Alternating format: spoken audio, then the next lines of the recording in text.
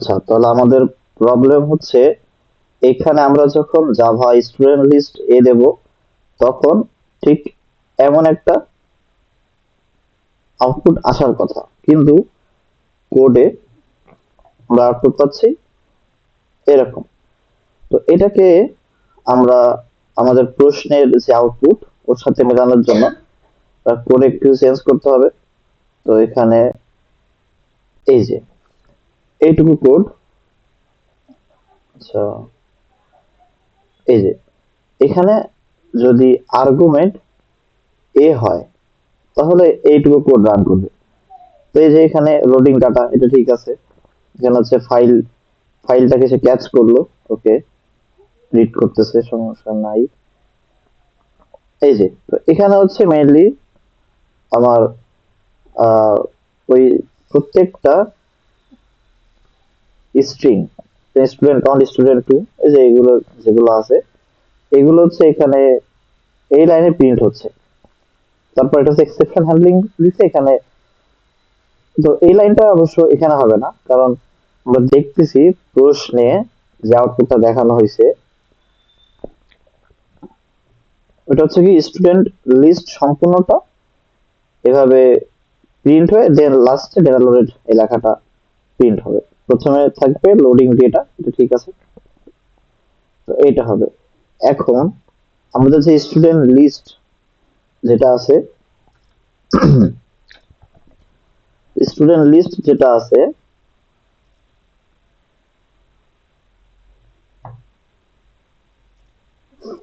এখানে আমরা দেখছি যে প্রত্যেকটা ওয়ার্ডের আগে একটা ছোট স্পেস আছে।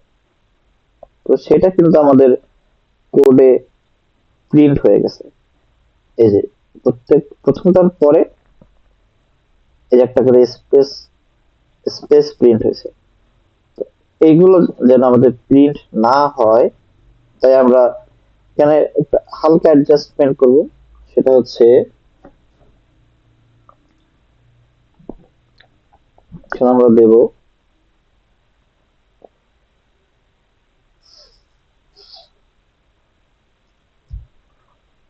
J dot trim. তো এই ট্রিম কি করবে, এক্সট্রা স্পেস গুলো সে অ্যাভয়েড করবে। আর এক্সেপশন হ্যান্ডলিংটা আমরা এই লাইনটা হবে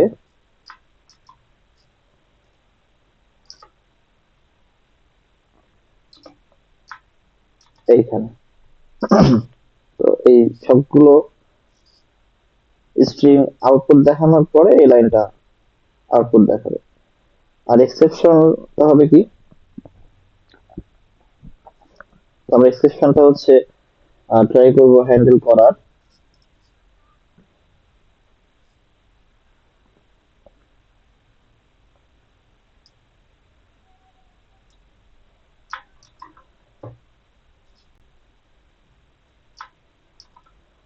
ওকে, তাহলে আমরা হচ্ছে একটা এরর মেসেজ দিয়ে দিলাম। তো এইটুকু ছিল আমাদের অ্যাডজাস্টমেন্ট। আমরা এটা একটু স্পেস দিয়ে রাখি। আমরা হচ্ছে এই এ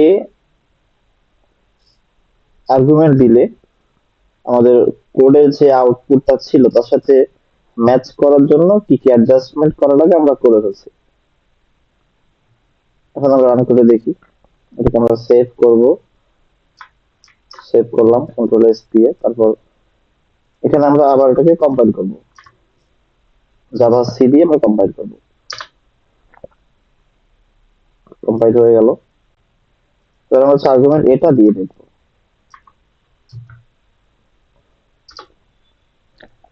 এই যে এবার কিন্তু দেখা যাচ্ছে, এবার কিন্তু আমরা একদম সেম টু সেম আমাদের আহ, এই যে আমাদের রান ওয়ানটা কিন্তু মিলে গেছে। ঠিক আছে।